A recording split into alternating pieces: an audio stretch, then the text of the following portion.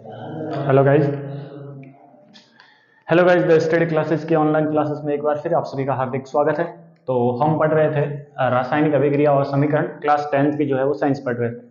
उसमें जो अगला अपना टॉपिक रहने वाला है जो वो है विस्थापन अभिक्रिया।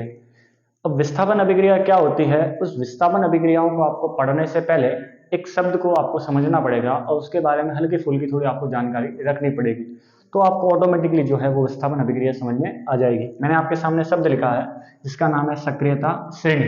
क्या नाम है? सक्रियता श्रेणी। तो आपको विस्थापन अभिक्रिया पढ़ने से पहले आपको पढ़ना पड़ेगा कि सक्रियता श्रेणी क्या है। तो सक्रियता श्रेणी सिंपल है। सक्रियता श्रेणी वह है कि इस सक्रियता श्रेणी में सभी जो धातुएं होती है उन धातुओं को हम अवरोही क्रम में रखते हैं। सभी जो धातुएं हैं उन धातुओं को अवरोही क्रम में रखा जाता है। कौन से क्रम में रखा जाता है? अवरोही। अब आप कहोगे सर हमारे तो दिक्कत होती है कि अवरोही और आरोही में दिक्कत होती है, तो मैं आपका कॉन्सेप्ट अभी क्लियर कर देता हूं कि अवरोही और आरोही क्या है। एक तो आपके सामने नाम आ रहा है अवरोही और एक आपके सामने नाम आ रहा है आरोही। दो शब्द दिख रहे हैं, तो सिंपल है। आप मुझे बता दो कि इन दोनों में से बड़ा वाला शब्द जो है वो कौन सा है। तो आपको दिखने में ऊपर वाला जो है वो बड़ा दिख रहा होगा और नीचे वाला जो है वो छोटा दिख रहा होगा। अब ये बड़ा वाला है तो बड़ा तो है ही पहले, तो अपने को क्या करना है? छोटा, मतलब बड़े से छोटा। ये शब्द जो दिख रहा है आपको, ये वाला छोटा है और छोटा तो पहले से ही है। अब उसको क्या करना है? बड़ा करना है। क्या करना है? बड़ा। तो ध्यान रखना, अवरोही का मतलब होता है बड़े से छोटा और आरोही का मतलब होता है छोटे से बड़ा। ये आपके कभी लाइफ में जो है वो आप भूलोगे नहीं। जो नाम बड़ा है वो बड़ा, बड़े से आप छोटे की तरफ ले जाओ और जो छोटा है उसको ले जाओ बड़े की तरफ।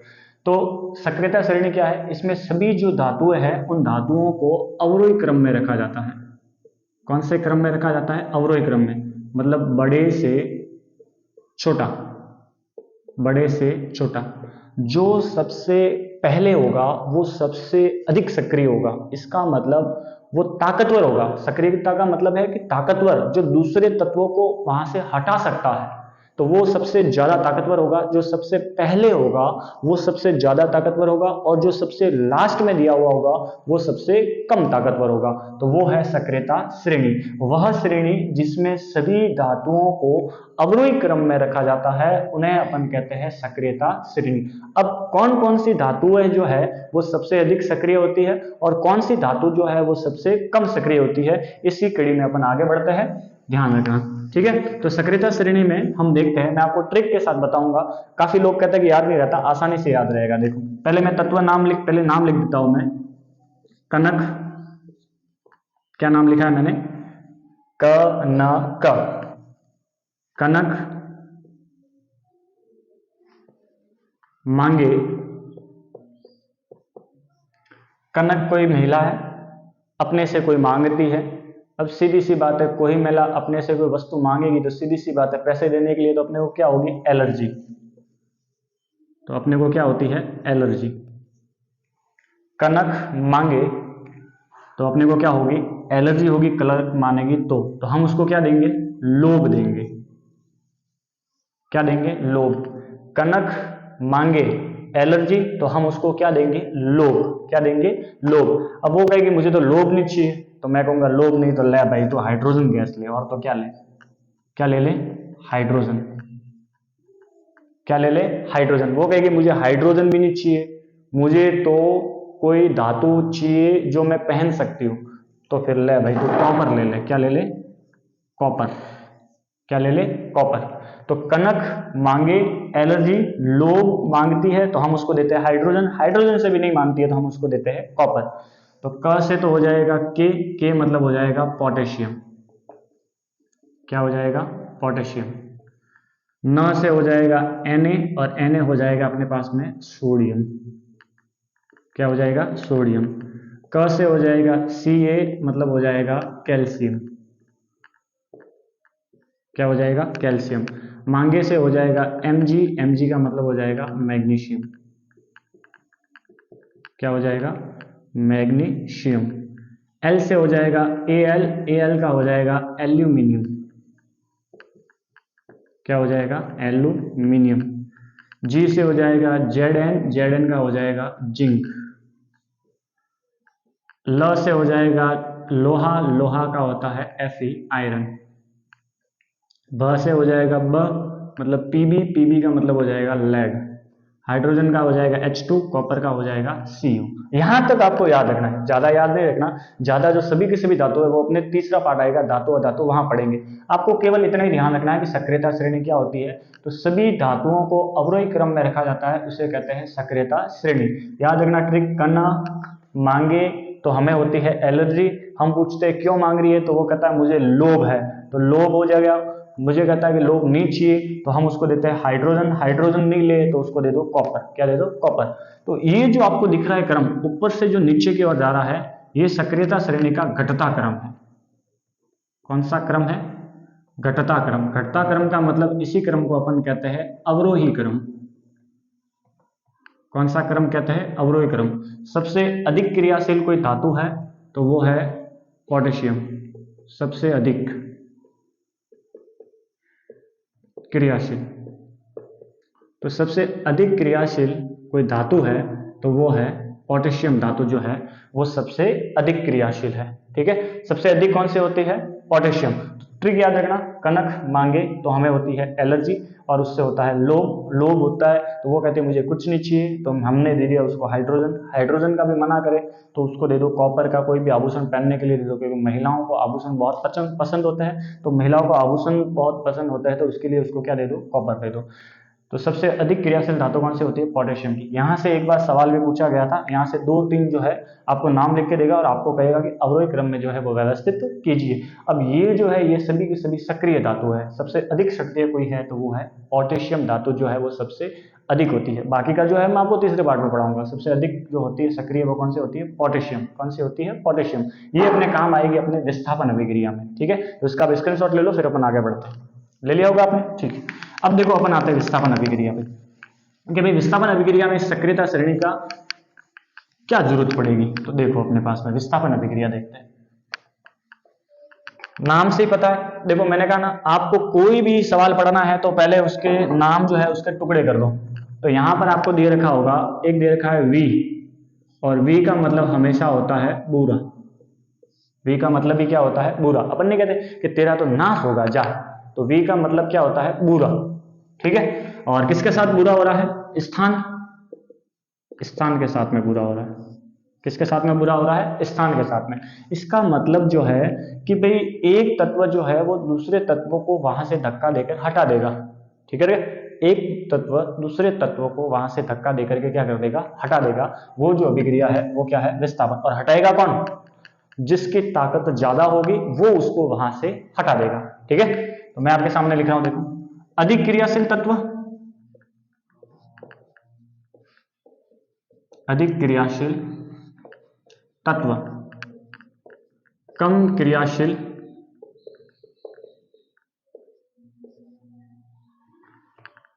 तत्व को अपने स्थान से प्रतिस्थापित कर देता है। प्रतिस्थापित कर देता है। वह अभिक्रिया क्या कहलाएगी? विस्थापन अभिक्रिया। फॉर एग्जाम्पल जैसे मैंने लिख लिया Fe प्लस CuSO4, ये जो दिख रहा है ये तो है कॉपर सल्फेट। ये जो आपको दिख रहा है इसे अपन कहते हैं आयरन। क्या कहते हैं? आयरन। अब ध्यान मेरी तरफ देना, एक आपके सामने कॉपर सल्फेट दिख रहा है और एक है आयरन। ये कॉपर जो है एक शादीशुदा जोड़ा है, शादीशुदा जोड़ा, ये शादीशुदा जोड़ा है। अब एक शादीशुदा जोड़ा जो है वो आराम से अपना जीवन यापन कर रहा है और उनके जीवन में किसी प्रकार का कोई दुख वुख नहीं है, लेकिन समय का पहिया घूमता है और इसी के बीच में जहां खुशियों का माहौल था, बीच में एक और कोई तीसरा आदमी टपकता है और जो खुशहाली जीवन थी शादीशुदा उसको नर्क बढ़ा देता है। मतलब दूसरा आदमी जो है वो बीच में घुस जाता है और जो अपनी जो शादीशुदा जिंदगी थी उसमें थोड़ी टांग अड़ाता है, अड़चन डालता है और उसको उठा करके साइड में कर देता है और वो उसके साथ में हो जाता है। ठीक है, तो शादीशुदा जिंदगी के साथ में एक तीसरा व्यक्ति जो आकर के है वो उसके साथ में जुड़ जाता है। ये शादीशुदा व्यक्ति है, ये शादीशुदा जुड़ा है, अब ये शादीशुदा जुड़ा है, उसके साथ में कोई तीसरा व्यक्ति आया, तलाक करवा दिया दोनों के बीच में विचारों के। अब क्यों? क्योंकि ये ताकतवर है, ये सबसे अधिक सक्रिय है धातु है, और ये सक्रिय धातु जो है ये कॉपर को अपने मार्ग से हटा देगी, और उनके साथ में जो पहले थे उनको लेकर के फरार। तो FeSO4 plus copper, FeSO4 plus copper. अब क्यों लेके भाग गया? क्योंकि ये ताकतवर था। कौन ताकतवर था? ये। अगर ये की अभिक्रिया ऐसे होती कि भाई Cu प्लस FeSO4, क्या ये अभिक्रिया होगी क्या? तो नहीं, कभी नहीं होगी। क्यों? क्योंकि भाई साहब ये ताकतवर है, और ताकतवर इंसान जो है ये कमजोर है, लेकिन ये ताकतवर है, और ये इसको नहीं हटा सकता। ये इसको हटा सकता है, लेकिन ये इसको नहीं हटा सकता। तो ये वाली जो अभिक्रिया है वो होगी नहीं। क्यों? क्योंकि फेरस जो है वो अधिक क्रियाशील धातु है, सबसे अधिक सक्रिय धातु है। किसकी तुलना में? कॉपर की तुलना में। किसकी तुलना में? कॉपर की तुलना में। इसलिए ये अभिक्रिया संभव नहीं है। ये ध्यान रखना, ये सक्रियता श्रेणी के आधार पर है, क्योंकि मैंने आपको अभी बताया था कि सबसे अधिक कोई क्रियाशील धातु है तो वो थी अपने पोटेशियम। अब पोटेशियम के अलावा फिर आता है अपने पास में ये जो आयरन है, ये उससे अधिक है। किससे? कॉपर से अधिक क्रियाशील कौन है? आयरन। इसलिए ये उसको प्रतिस्थापित नहीं कर सकता। कौन? कॉपर। किसको? आयरन को। ठीक है। अब एक और मैं आपको उदाहरण बताता हूं, एग्जांपल। जैसे मैंने कह दिया जिंक प्लस, जिंक कह दिया प्लस FeSO4, क्या ये अभिक्रिया संभव है क्या? हाँ है। क्यों? क्योंकि आपको पता है कि सक्रियता श्रेणी में पोटेशियम कणक के बाद में सोडियम ही आता है, और फिर आता है कणक सोडियम, फिर आता है मांगे, फिर आता है अपने पास में एलर्जी होती है मांगता है तो, फिर लोह और भ। इस प्रकार से अपने पास में होता है। तो मैंने आपको अभी बताया था कि देखो यहां तो होता है जिंक और यहां होता है Fe। तो देखो जिंक से पहले है किसकी तुलना में? Fe की तुलना में। तो जिंक जो है वो अधिक क्रियाशील है, इसलिए ये अभिक्रिया संभव है। और ये भाई साहब ताकतवर है। अब ये उसकी बीवी को लेकर गया था, अब ये जो है ये इसकी बीवी को लेकर चला जाएगा, तो क्या हो जाएगा? ZnSO4 प्लस क्या हो जाएगा? Fe। अब क्यों हो गया? क्योंकि जिंक अधिक सक्रिय है या क्रियाशील है। किसकी तुलना में अधिक क्रियाशील है? Fe की तुलना में जो है वो सबसे ज्यादा कोई क्रियाशील है, तो वो कौन है? जिंक। इसलिए ये अभिक्रिया होगी। तो ये जो अभिक्रिया है, इस अभिक्रिया को अपन कहते हैं विस्थापन अभिक्रिया। तो अधिक क्रियाशील तत्व कम क्रियाशील तत्वों को अपने स्थान से विस्थापित कर देता है, उसे अपन कहते हैं विस्थापन अभिक्रिया। ठीक है, इसको उतार लो आप, फिर अपन एक अभिक्रिया और पढ़ लेते हैं। ले लिया स्क्रीनशॉट? ठीक। नेक्स्ट अपने पास में अभिक्रिया है, एक छोटी सी अभिक्रिया है आपके सामने, जिसका नाम है द्विविस्थापन अभिक्रिया। कौन सी अभिक्रिया? द्विविस्थापन अभिक्रिया। तो नेक्स्ट अपने पास में हेडिंग है जिसका नाम है द्विविस्थापन अभिक्रिया। द्विविस्थापन अभिक्रिया, नाम से ही पता है, द्वि का मतलब दो, वी का मतलब बुरा, स्थान, दो स्थानों के साथ में बुरा होगा। विस्थापन में तो एक के साथ में बुरा हो रहा था, लेकिन यहां पर जो है वो दो के साथ में बुरा होगा, तो ये हो जाएगी द्विविस्थापन अभिक्रिया। क्या होगी? द्विविस्थापन अभिक्रिया। देखो मेरी तरफ देखो आप कि भाई द्विविस्थापन अभिक्रिया क्या है। मैंने क्या क्या था आपको, एक तो होता है अभिकारक और एक अपने पास में होता है उत्पाद। दो होते हैं, एक तो होते हैं अभिकारक और एक होता है उत्पाद। बाईं ओर रखे जाते हैं और दाईं ओर रखे जाते हैं। ये मैंने आपको पहले वीडियो में पढ़ाया हुआ है, आपने नहीं देखा तो पहले वाले वीडियो देख लेना। आप लाइन से वीडियो देखोगे तो बहुत अच्छे से आपको समझ में आ जाएगा। ठीक है, तो एक होता है अभिकारक और एक होता है उत्पाद। तो इस अभिक्रिया में बिल्कुल सिंपल है। ठीक है, इस अभिक्रिया में कुछ नहीं होता। जो अभिकारक है उन अभिकारकों के मध्य आयनों का आदान प्रदान होता है, आयनों का आदान प्रदान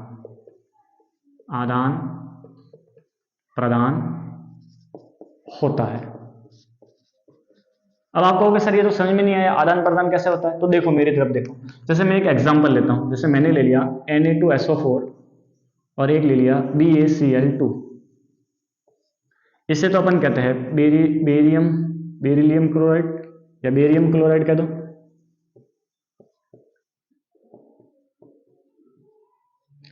इसे अपन कहते हैं सोडियम सल्फेट।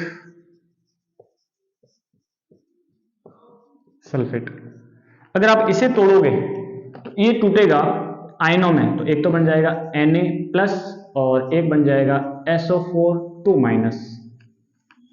क्या बन जाएगा, ये दो भागों में टूटेगा और एक तो बन जाएगा Na प्लस और एक बन जाएगा SO4 2 माइनस। इसी प्रकार अगर ये दो भागों में टूटेगा तो एक तो बन जाएगा Ba2 प्लस और एक बन जाएगा Cl माइनस।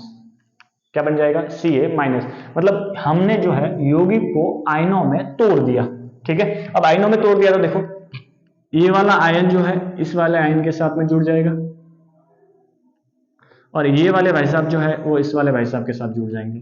मतलब आयनों का आदान प्रदान होता है, प्लस वाला माइनस वाले के साथ, ये प्लस वाला माइनस वाले के साथ। मतलब एक धनात्मक और एक ऋणात्मक, एक धनात्मक चाहिए और एक चाहिए अपने को ऋणात्मक, मतलब दो जोड़े चाहिए। शादी करवाने के लिए एक तो लड़का चाहिए और एक लड़की चाहिए, लड़के लड़के की नहीं करवानी और लड़की लड़के की नहीं करवानी, एक लड़का ले आओ और एक लड़की ले आओ, मतलब एक धनावेश ले आओ और एक ऋणावेश ले आओ और उन दोनों को जोड़ो तो वो जुड़ जाएंगे। लेकिन कभी भी एक लड़का और एक लड़की नहीं जुड़ेंगे, ध्यान रखना। मतलब प्लस प्लस नहीं जुड़ेगा और माइनस माइनस नहीं जुड़ेगा, इसलिए मैंने यहाँ पर आपकी अभिक्रिया करवा दी। अब देखो ये अभिक्रिया क्या हो जाएगी, ये इसके साथ जुड़ गया तो ये तो बन गया BaSO4। क्या बन गया, BaSO4 और एक अपने पास में क्या बन जाएगा, NaCl। मतलब बेरियम सल्फेट, क्या बन गया ये बेरियम सल्फेट, और ये बन गया अपने पास में सोडियम क्लोराइड, सोडियम क्लोराइड। तो ये अभिक्रिया जो है, इस अभिक्रिया को अपन कहते हैं द्विविस्थापन अभिक्रिया। मतलब दो जो तत्व है उन दो तत्वों का आपस में जो है वो स्थान परिवर्तन हो रहा है, इसलिए उसे कहते हैं अपन द्विविस्थापन अभिक्रिया। अब मोस्ट बात ये है कि ये जो अभिक्रिया हुई है, इस अभिक्रिया में होने के बाद में हमें एक जो है वो श्वेत अवक्षेप प्राप्त होता है। कैसा अवक्षेप प्राप्त होता है, श्वेत अवक्षेप प्राप्त होता है। जब आप सोडियम सल्फेट में कुछ बेरियम क्लोराइड को मिलाते हैं तो हमें एक श्वेत अवक्षेप प्राप्त होता है जो कि अघुलनशील होता है। पानी में क्या होता है, अघुलनशील। क्या होता है, पानी में अघुलनशील, और इसे ही हम कहते हैं अवक्षेपण अभिक्रिया। कौन सी अभिक्रिया कहते हैं, अवक्षेपण अभिक्रिया। हमें एक अवक्षेप प्राप्त हुआ है। जैसे चाय को छानते हैं ना अपन, तो चाय को छानने के बाद में चाय पत्ती जो है वो चलनी के ऊपर रह जाती है, तो वो एक अवक्षेप प्राप्त होता है अपने को। तो जो वो अवक्षेप जो प्राप्त हुआ है, इसी अवक्षेप को हम कौन सी अभिक्रिया कहते हैं, अवक्षेपण अभिक्रिया। क्या कहते हैं, अवक्षेपण अभिक्रिया। तो ये वाली अभिक्रिया आपको समझ में आ गई।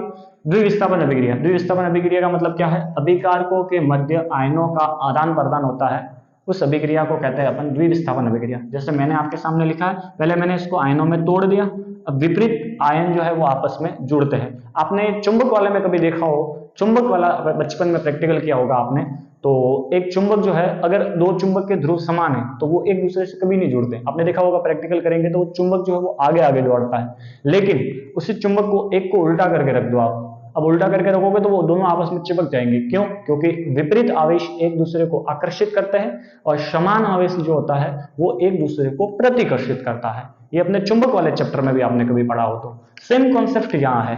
तो समान आयन जो है वो कभी नहीं जुड़ेंगे, विपरीत आयन एक दूसरे को जोड़ लेंगे। तो ये जो अभिक्रिया है, इस अभिक्रिया को अपन कहते हैं द्विविस्थापन अभिक्रिया। अवक्षेपण वाली अभिक्रिया आपको समझ में आ गई होगी कि भाई एक श्वेत अवक्षेप प्राप्त होता है और श्वेत अवक्षेप जो होता है वो जल में अघुलनशील होता है, इसे ही अपन कहते हैं अवक्षेपण अभिक्रिया। क्या कहते हैं, अवक्षेपण अभिक्रिया। एक और मैं आपको एग्जांपल लेके बता देता हूं, आपकी किताब में दे रखा है। जैसे मैंने लिख लिया AgNO3, इसकी मैंने आपकी अभिक्रिया करवा दी NaCl के साथ में। इसे तो हम कहते हैं सोडियम क्लोराइड। क्या कहते हैं, सोडियम क्लोराइड। इसे हम कहते हैं सिल्वर नाइट्रेट। क्या कहते हैं, सिल्वर नाइट्रेट। इन दोनों की अभिक्रिया करवाओगे आप तो मुझे क्या प्राप्त होगा, तोड़ दो पहले, मैंने कहा ना इन दोनों का आप तोड़ दो, तोड़ोगे तो भी वो का वही कॉन्सेप्ट है। तो क्या बन जाएगा ये AgCl, मतलब सिल्वर क्लोराइड, और एक अपने पास में बन जाएगा NaNO3, जिसे अपन कहेंगे सोडियम नाइट्रेट। क्या कहेंगे, सोडियम नाइट्रेट। तो दो प्रकार के अपने पास में जो है वो उत्पाद बनेंगे। ठीक है, तो ये जो अभिक्रिया है उस अभिक्रिया को अपन कहते हैं द्विविस्थापन अभिक्रिया। तो आज की वीडियो में मैंने आपको दो अभिक्रिया पढ़ाई है, एक तो विस्थापन अभिक्रिया और एक है अपने पास में द्विविस्थापन अभिक्रिया। और विस्थापन अभिक्रिया मतलब, विस्थापन अभिक्रिया किसे कहते हैं, तो अधिक क्रियाशील तत्व कम क्रियाशील तत्व को अपने स्थान से हटा देता है, उसे अपन कहते हैं विस्थापन अभिक्रिया। सिंपल सी बात है, कोई मान लो कि लड़ाई कर रहे हैं, अब लड़ाई कर रहे हैं तो जीतेगा कौन, जो ताकतवर होगा वो जीतेगा, जो ताकतवर नहीं होगा वो हार जाएगा। ठीक है, तो वो अभिक्रिया है विस्थापन अभिक्रिया। फिर अपने पास में आता है द्विविस्थापन अभिक्रिया। तो द्विविस्थापन अभिक्रिया में दो स्थानों के साथ में बूरा होगा। अब वो बूरा किस प्रकार से होगा, आयनों का आपस में आदान प्रदान होगा। तो समान आवेश जो है वो नहीं जुड़ करके विपरीत आवेश एक दूसरे को जोड़ लेंगे, और जोड़ने के बाद में लास्ट में उत्पाद के बाद में हमें एक अवक्षेप प्राप्त होगा, श्वेत होगा वो भी, और वो जल में अघुलनशील होगा, इसीलिए उसे अपन कहेंगे अवक्षेपण अभिक्रिया। क्या कह देंगे, अवक्षेपण अभिक्रिया। ठीक है, तो आज के लिए हम इतना ही देखेंगे, आगे वाला जो है वो नेक्स्ट वीडियो में जो हम देखेंगे। और आगे वाला अब दो चैप्टर रहे अपने, एक तो रहा है अपने अपचयन, एक रहा है उपचयन, फिर है संक्षारण, और एक रहा है अपने पास में विकृत गंधिता। फिर आपका चैप्टर खत्म हो जाएगा, फिर हम इस चैप्टर के पिछले साल जितने भी सवाल आए हुए हैं वो एक एक करके हम सॉल्व कर लेंगे। तो वीडियो को लाइक करते रहे, सब्सक्राइब करते रहे, और आपको अच्छा लगे तो कमेंट में बॉक्स जो है उसमें कमेंट भी कर लिया करें। ठीक है, तो आज के लिए इतना ही, धन्यवाद।